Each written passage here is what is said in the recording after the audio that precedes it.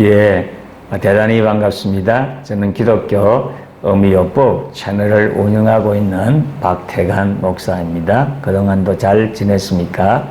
오늘 이 시간에는 고통의 개인성에 대해서 함께 생각을 해보겠습니다. 제가 미국에서 공부를 할 때에 기숙사 곁에 조라는 친구가 있었습니다.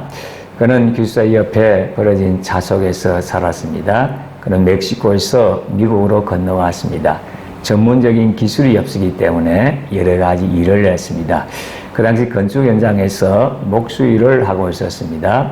돈벌이가 마땅치 않았는지 버려진 자석에서 살았습니다. 그 안에는 전기가 없었습니다. 전기가 없으니 전기용품을 사용할 수가 없었습니다. 세면 도구가 마땅치 않았습니다. 그래서 우리 기숙사에 들어와서 샤워를 하기도 했습니다.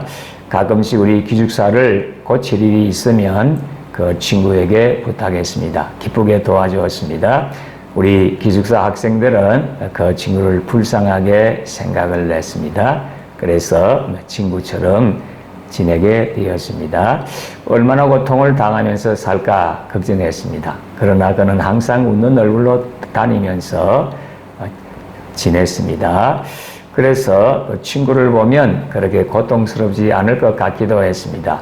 그러나 그의 고백에 의하면 우리가 모르는 아픔과 슬픔이 있었습니다. 우리의 생각보다 더 큰 고통이 있었던 것입니다. 사실 고통이란 주관적입니다. 모든 사람들이 똑같이 고통을 느끼는 것은 아닙니다. 사고를 당하거나 병을 앓아도 마찬가지겠지요. 좀 더 정확하게 말하면 고통이란 주관적 느낌인 것입니다. 같은 사건을 당해도 느끼는 감정은 같지를 않습니다. 감정이란 인간 정서의 기본을 이룹니다. 감정은 느낌을 통해서 나타납니다. 그런데 인간의 감정은 천차만별입니다. 물론 기본적인 인간 감정의 비슷합니다. 좋은 일을 만나면 기뻐합니다. 슬픈 일을 만나면 슬퍼합니다. 그러나 그 강도는 사람마다 각각 다르다는 것을 기억을 해야 되겠습니다. 빅터 프랭클에 있어서 고통은 개인적입니다. 일반적으로 생각하는 고통과 개인이 느끼는 고통의 강도는 다릅니다. 다른 사람이 당하는 고통은 일반화되어 있습니다. 단순한 추측에 의해서 설명되어집니다. 그러나 내가 당하는 고통은 다릅니다.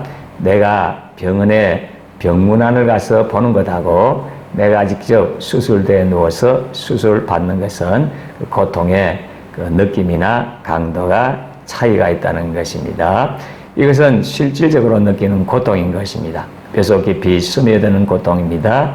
남 모르는 고통입니다. 설명할 수 없는 고통인 것입니다. 하나님께서 우리 인간에게 감정을 조절할 수 있는 힘을 주셨습니다. 그 힘은 사람마다 다릅니다.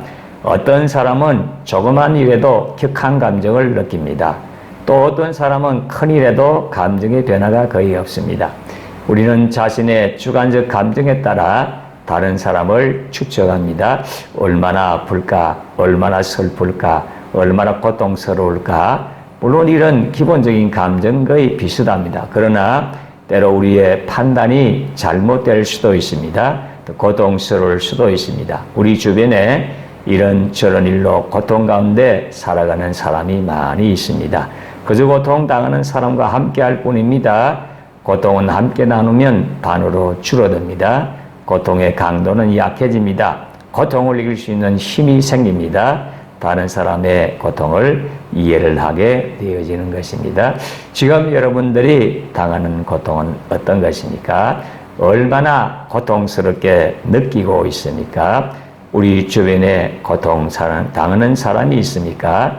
마음으로라도 이들과 함께 주는 것이 필요한 것입니다. 우리 하나님께서 귀하게 보실 것입니다. 그래서 즐거워하는 자들로 함께 즐거워하고 우는 자들로 함께 우는 이러한 삶을 살게 되기를 진심으로 소원합니다. 끝까지 시청해 주셔서 대단히 감사합니다. 승리의 삶을 살게 되시기 바랍니다. 감사합니다.